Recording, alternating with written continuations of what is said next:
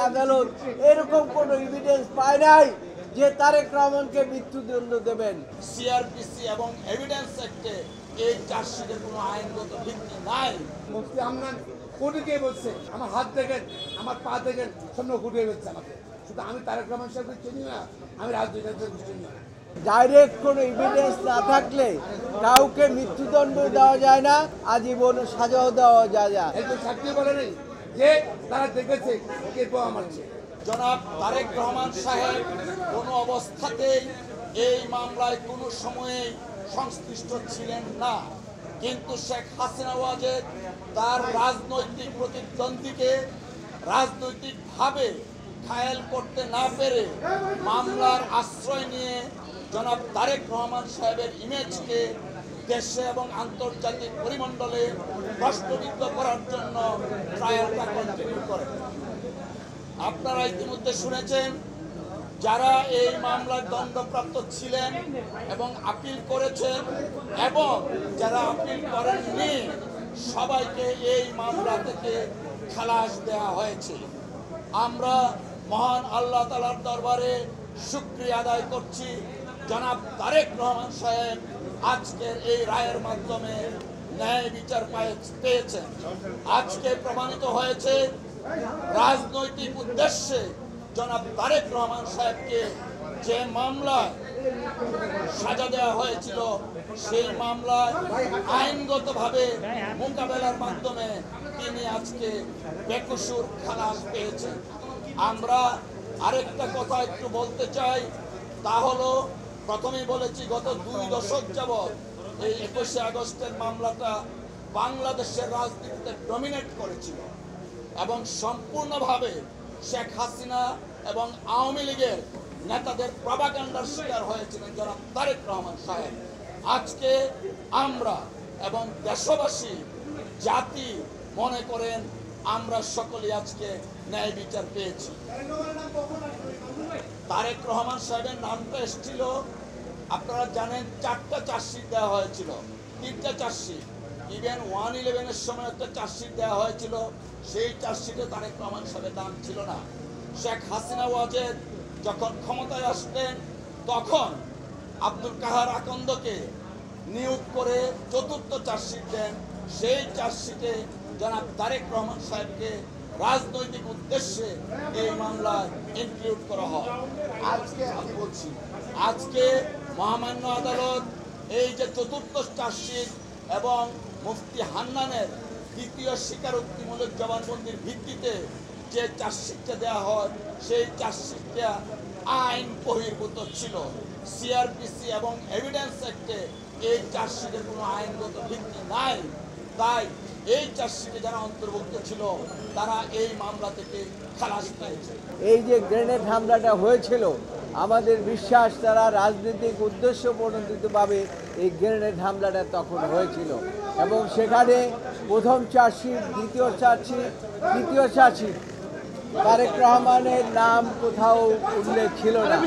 Subsequently Tarique রহমানকে আব্দুল কাহার আকনকে দিয়ে এই মামলার মধ্যে সম্পৃক্ত করেন এবং সম্পৃক্ত করে তাকে এই মামলায় সাজা দেওয়ার ব্যবস্থা করেন। আদালত সমস্ত সাক্ষী প্রমাণ বিশ্লেষণ করেছে, যদিও এখানে সব আলাপ আলোচনা করেছে এবং সাক্ষী প্রমাণ বিশ্লেষণ করে দেখেছে যে সাক্ষীর উদ্দেশ্যে, যে চার্জশিটের উদ্দেশ্যে তাদেরকে সাজা দেওয়া হয়েছে, এমনকি মৃত্যুদণ্ড দেওয়া হয়েছে, এই মৃত্যুদণ্ড টিকতে পারে না।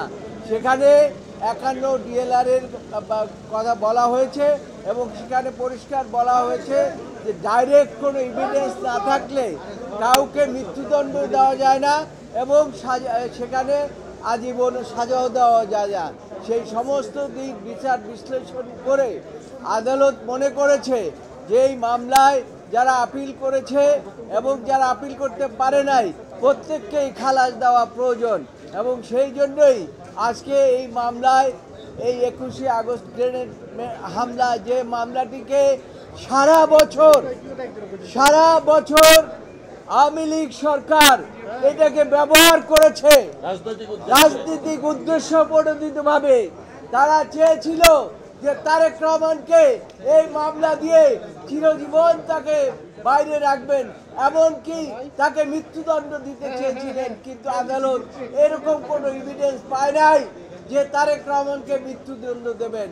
যাই হোক, শেষ পর্যন্ত আপনার বাবরকে এবং পিন্টুকে, আব্দুল সালাম পিন্টুকে মৃত্যুদণ্ড দিয়েছিলেন। আজকে এই জাজমেন্টের মাধ্যমে তাদের সেই মৃত্যুদণ্ড থাকলো না, এবং যারা যাবজ্জীবন মৃত্যুদণ্ড এবং সকলকে আদালত মনে করেছে। আদালত বলেছে যে আমি এভিডেন্সগুলো সব পর্যালোচনা করেছি, আমি এখানে উল্লেখ করলাম না, কিন্তু এগুলো জাজমেন্টের মধ্যে আপনারা পাবেন, এবং সমস্ত কিছু বিচার বিশ্লেষণ করে আজকে সকলকে বেকসুর খালাস দিয়েছে। মুফতি হান্নানকে 100টা সাক্ষী হওয়ার পরে মুফতি হান্নানকে আবার রিমান্ডে নেই। মুফতি হান্নান আগে কিন্তু 164 করেছিল, সেখানে আসামিদের নাম পড়েছে, তাদের নাম পড়েছে, সেগুলো নাই।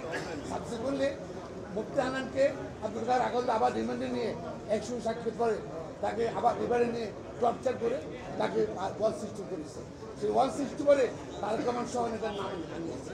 পরবর্তীতে মুফতি হান্নান কোর্টে গিয়ে বলছে যে আমার হাত দেখেন, আমার পা দেখেন, স্বর্ণ ফুটিয়ে ফেলছে আমাকে।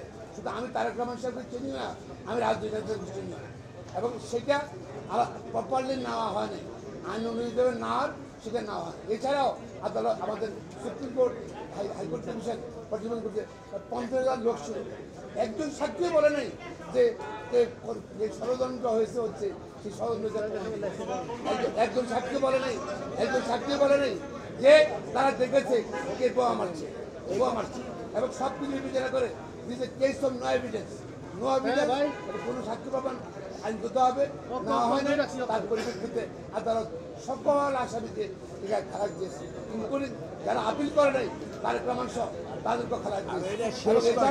এটা রাজনীতি উদ্দেশ্য ছিল। সরকার এটা বলেছেন আমার সহকর্মীরা, সরকার রাজনীতি উদ্দেশ্যে এই মামলাটা নিয়েছিল এবং রাজনৈতিকভাবে এটা বিচার করেছে বলে আজকে আইন কানুন সাক্ষ্য কোনো কিছু ফলো করে নেই। এই জন্য আদালত আমরা ন্যায় বিচার পেয়েছি। এই সরকারের